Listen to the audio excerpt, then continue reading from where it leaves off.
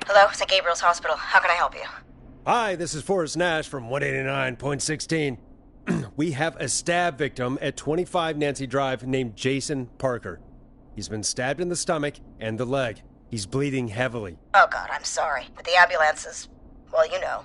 I know, but please, we need something, or he's going to die. Forrest, Listen, you're going to have to get him here. We need to see him, and we can't get there ourselves right now. We don't have any way to drive him right now. And even if we did, he's bleeding out fast. All right, listen. We need to buy him time to get here. That means stopping the blood first, and then finding someone to stabilize him. To stabilize him, you really need someone with first aid training. Do either of you have any? No. Me neither. Damn it. I'm really sorry about this, but I have other patients who can't wait. All I can do is talk you through the procedure as quick as I can, and then leave the rest to you. You think you can handle that? We don't really have much choice. Hit me. Okay, from the top. If he's bleeding out, then you need to get him comfortable and try to stem the bleeding. Lay him down. Apply continuous pressure directly to the affected areas. When the bleeding slows, get a clean cloth of some kind and hold it over the wounds. Get them comfortable. Apply pressure. Clean cloths when slowed. Got it, I think. You said he was stabbed, right? If the object he was stabbed with is still in him, don't take it out. It's stopping the worst of the bleeding right now. If anything, you should secure it so it stays where it is. I wouldn't have thought of that. It makes sense, though. God, that was a lot of info. But I think we can handle this. Glad you got it so far, because there's more to go.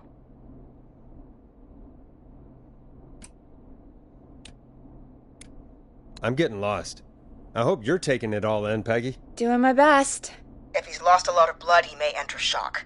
If he does, act fast. If you applied a cloth and it's bleeding through, don't remove it.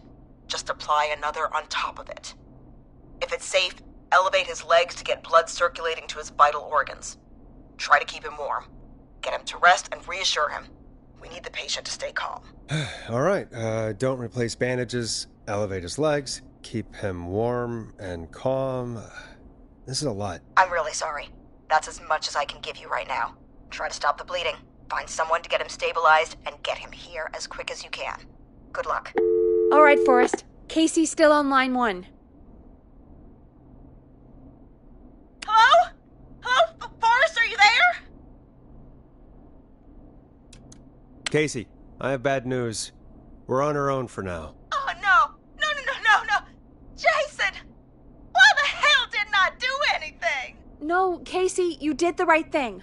We got advice from somebody at St. Gabriel's. We're gonna talk you through this. Oh, thank God! I've been putting pressure on his stomach wound since you left, but he's still bleeding. I don't know what to do. That's good, Casey. The nurse said to do that. What about the knife in his leg? It's gotta be hell. Should I pull it out? Yeah, that has to be incredibly painful. We should definitely get it out of him. All right. Here it goes. Jason, just hold on. Wait, I was reading my notes. Did you say pull the knife out? Oh, God, help! I pulled the knife out and the bleeding, it's getting worse. It's this. Quick, Casey, we need pressure on the wound. Do you have any sort of cloths nearby you could use? Yeah. There's some laundry piled up on top of the dryer, some cloths on the hood of the car, and what else? I guess I've got my jacket.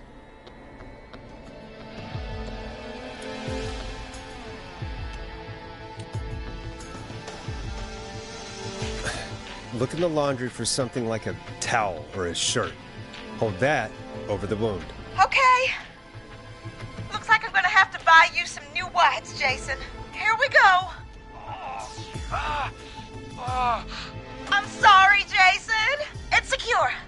I'm putting pressure on his stomach again. We shouldn't have pulled the knife out. Forrest, can I have a word? Now isn't the best time, Peggy. Can it wait? Forrest, it's kind of important. All right. Give me a second. Casey, I'm going to have a quick word with Peggy. Keep putting that pressure on and let us know when the bleeding is under control. You're doing great. But what if something happens? We'll still be here. Just shout if you need anything, and we'll be there. I promise. Okay. Oh, wait. Jason, please be okay.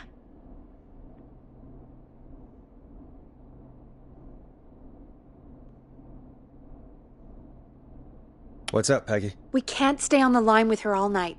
Dawn is still out there. What if other people need us? You're right. She's probably on her way to her next target right now. Exactly. And you heard the nurse. We need someone there with training who can stabilize him. He's got to get to the hospital somehow.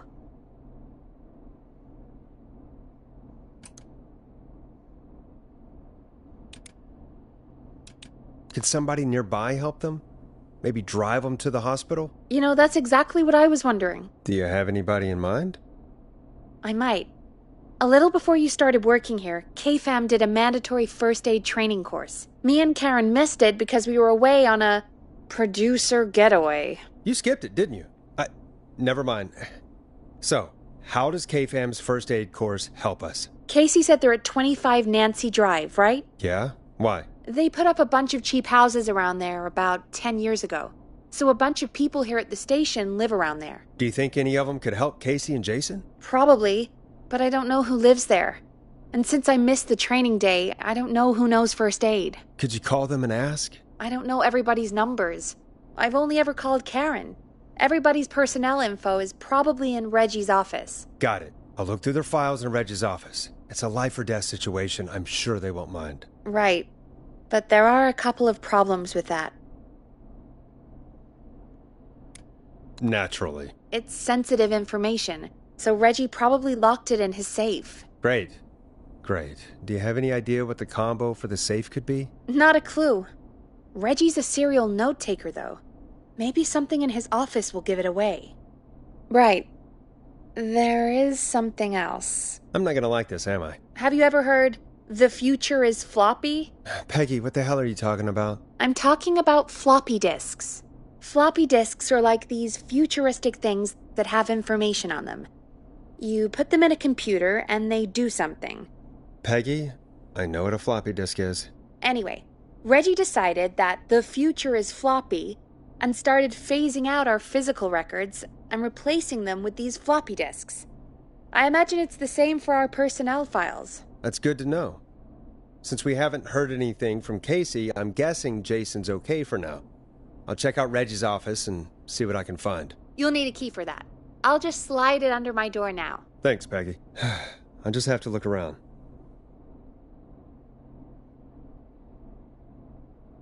Good. I'll patch my mic down to the office so you'll hear me over the intercom.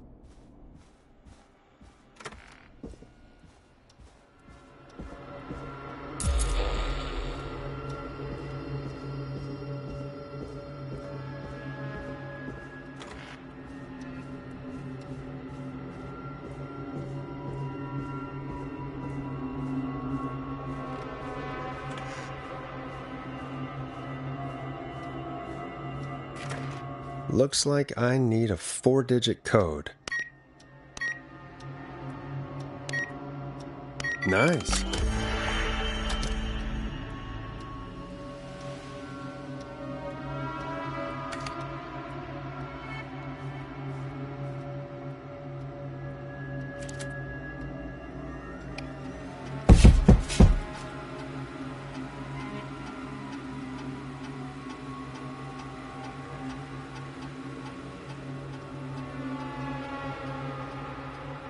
Hey, Peggy, you there? Yeah, I'm here.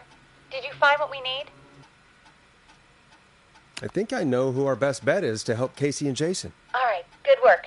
Who should I... Hello? Is anybody there? Please pick up. Casey, I'm here. What's wrong? Jason started going pale. I tried to get him to rest, but he just threw up everywhere. What's happening? What do I do?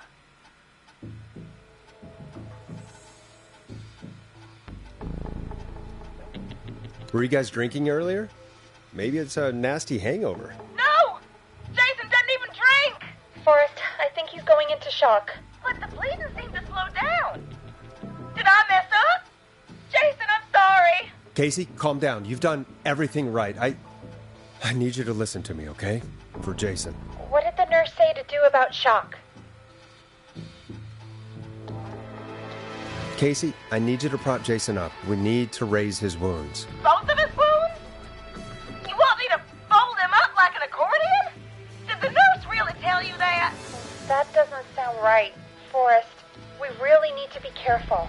If we get anything wrong now, then I'm looking at my notes. We need to get Jason as warm and comfortable as possible. Do you have anything you could use nearby, Casey? Yeah. I still have some laundry next to me. I'll wrap him in some blankets. Just give me a second. Sorry. Jason's bleeding through his bandages. Should I get him new ones? Or... Oh, God. That's right. You need to carefully remove the bandage and quickly replace it with a fresh one. What do you have nearby? I've used the rest of the laundry to keep him warm, so... I'll use my jacket. I can always get a new one. I'll fix his bandage and get him warm. Hold on, please.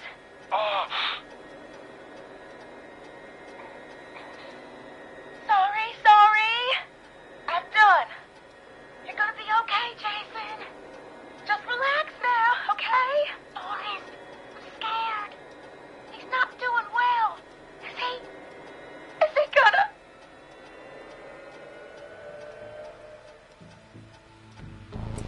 I'm going to be honest, Casey. It's not looking good. But you, me, Peggy, we're doing everything we can to get him help. Oh, God. Send help as soon as you can. I can't lose him. All right, Forrest, we need to hurry. Jason doesn't sound like he's doing too well. You said you knew who to call earlier? Who was it?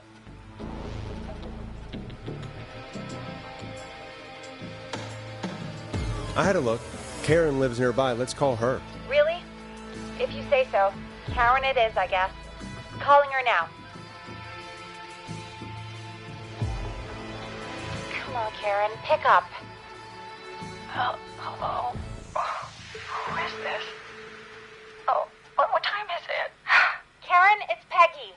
Something terrible has happened, and I need your help. Peggy? Oh, did Reggie find out about our drinking sessions? What? No, somebody's been stabbed. He's at 25 Nancy Drive. There's no ambulances, and... Whoa, Peggy. You know I missed first aid training. I had no idea what to do. Please, Karen, you always know what to do. You're the best we were able to come up with. I really don't know about this. Karen... Okay, I'll do what I can. 25 Nancy Drive, right? Yes. Thank you, Karen. I really owe you one. You're looking for Jason and Casey. Thanks. I'll head over there now. We'll talk soon, okay? Good luck. Hello, Casey. Are you there? How are we doing? Bad.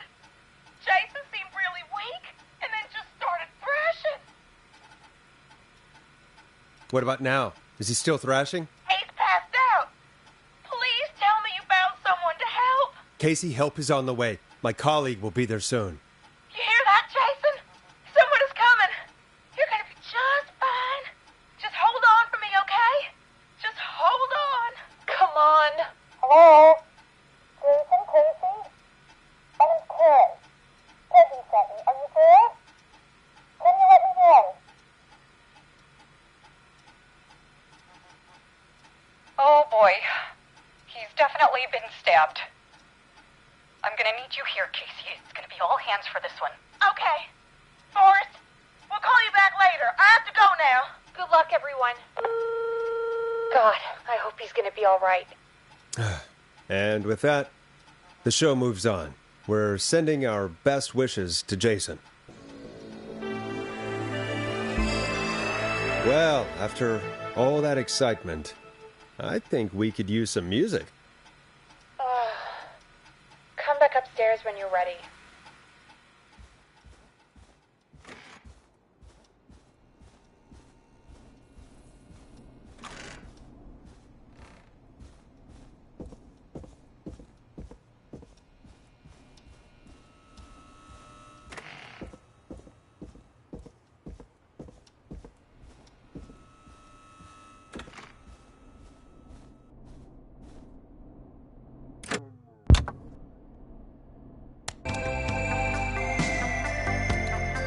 pretty late. This might be your last break for the night, so try to enjoy it. Give me a buzz when you want to go back on air.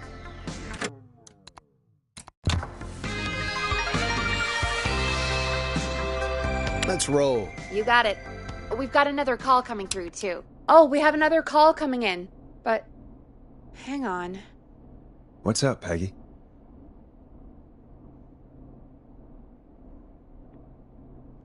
Peggy? You're gonna want to take this call off the air. Who is it? Just do it. All right, folks, it's time for another track. Here's one to help you sit back and relax. We'll be right back after this.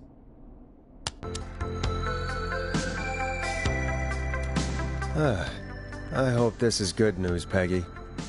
Who have we got? Find out for yourself on line 1. Hello? Forrest, I'm glad I got back through to you. Sounds like it's been a busy night, huh? Surprise! It's Leslie, our 911 operator, leading the charge from Henderson to come save us. It's so good to hear from you. Are you okay? I am. I'm driving back with an officer from Henderson now. We got back into radio range a little while ago. Been listening in, but haven't been able to get through until now. Ever since you found Sheriff Matthews, it's only gotten worse. It's been a long night. Well, it shouldn't be too much longer now. I'm glad I got through to you. I wanted to let you all know what's going on. I made it to Henderson. Turns out somebody had cut the phone lines, and they had no idea what was happening.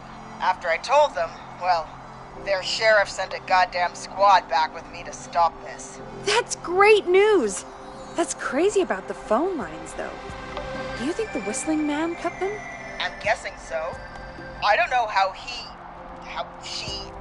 the Whistling Man did it. But that doesn't matter right now. Listen, we're coming in hot, but we need your help. I know Gallows Creek isn't a big town, but if we don't know where the Whistling Man is, we can't get him. Her. That's where you come in. Haven't we helped enough? I mean, now that you're back, can't you just... Forrest? Ignore him, Leslie. We'll do whatever it is you need us to do. Right, Forrest? Thanks, Peggy. It might be a long shot, but here goes. The Whistling Man already called up a few times. I bet she calls again. We're still a little ways out of town, so if she calls, stall her. Buy as much time as you can for us to get in. And while you're talking to her, try to figure out where she is. We'll be listening in, so once her location is known, we'll head straight there and end this nightmare. I don't know. Is she really just gonna give up her location? I guess we'll find out. Anyway, I'll radio the other cars and tell them the plan is a go. Hopefully the next time I see you, it'll be with our killer behind bars. Take care now. We'll see you soon, Leslie. Oh, thank God. It sounds like this is almost over. We're nearly through this. Best we don't waste any time then. Let's get back on air. You got it. When you're ready, shut the music off.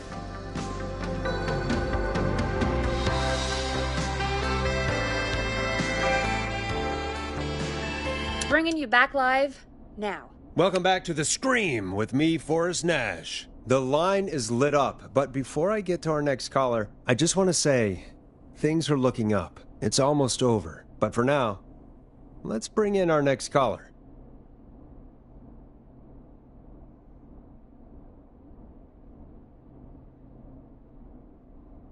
Evening, caller. This is Forrest Nash. Forrest? Casey, is that you? Are you all right? Forrest, it's Jason. What about Jason? Is he okay? He's gone. Oh, Jason. Your friend. They tried everything they could. They said he just lost too much blood. Are they still with you? Can we... Your friend? No, they just left. They seemed really shaken.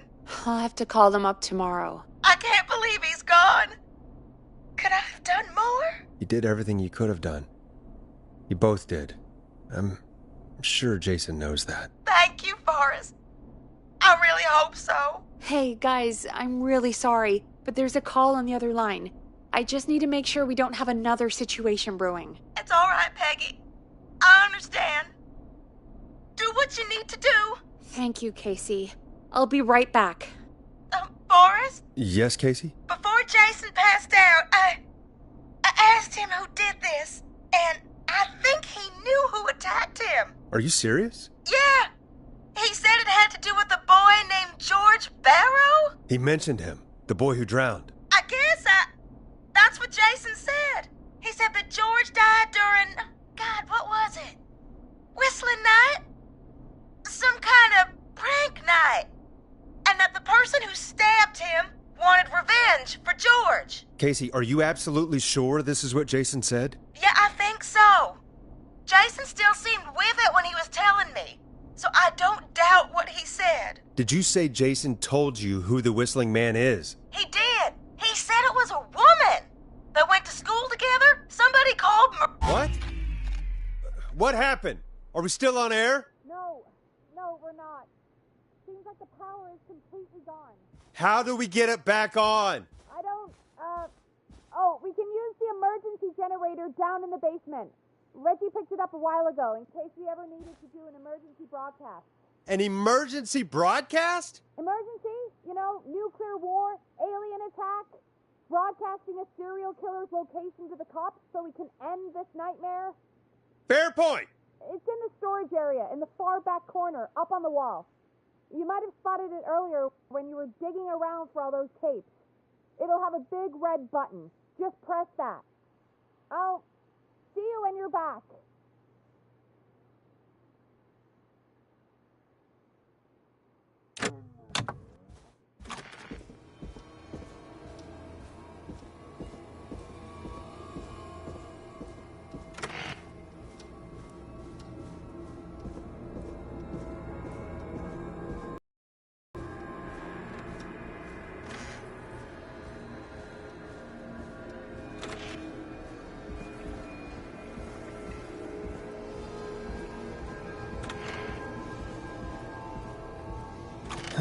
Far back corner. Why is this station so big?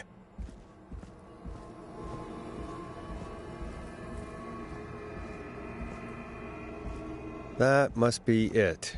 Boom! We've got power.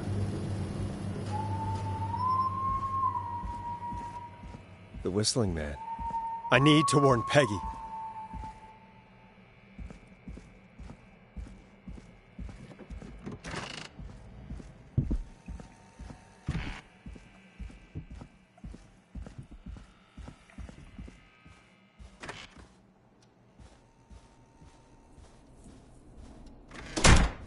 What the hell?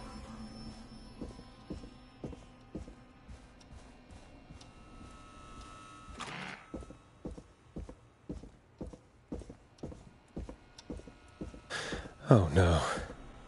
Peggy! Where'd you go?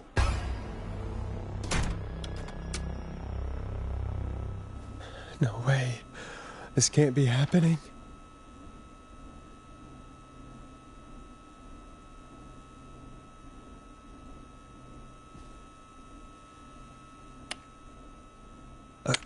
A call.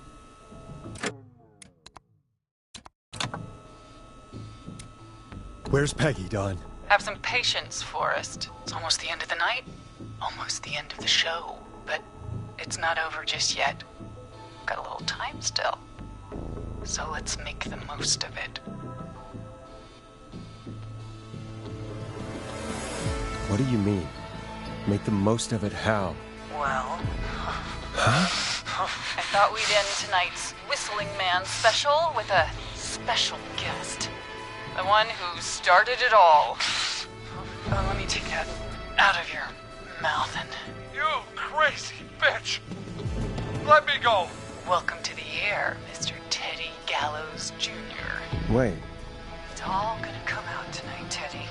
Your daddy and his money saved you 20 years ago. But even if he crawled out of his coffin with all the money in the world... Wait, where the hell is Teddy? How are you talking to him if you're here with me? Because I'm not there with you, Forrest. I'm here with Teddy. And if he says where that is, well, he knows he'll get it. Wait, then who am I looking at? Forrest Nash, let me introduce you and all of Gallows Creek to my boy, Henry Barrow. Hi, Henry. Nice to meet you. Don't mind him. He's just shy. So there were 2 whistling men tonight. Of course. That explains how you were always able to get around town so quickly. Hang on. Did you say Barrow? Then are you... Let me just get this mask off. Damn uncomfortable thing. No wonder Mooney went crazy wearing this. There we go. Marie Campbell? George's old girl. Oh, well, it sure has been years since I last saw. Oh, God damn it.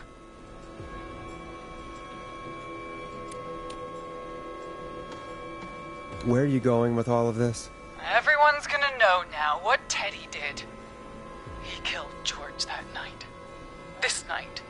20 years ago. Listen to me. You... You're gonna talk when I talk to you. And not a moment before. And you're never gonna talk again, Forrest. I considered having you help me blow this whole thing wide open, but you didn't really sell yourself too well tonight.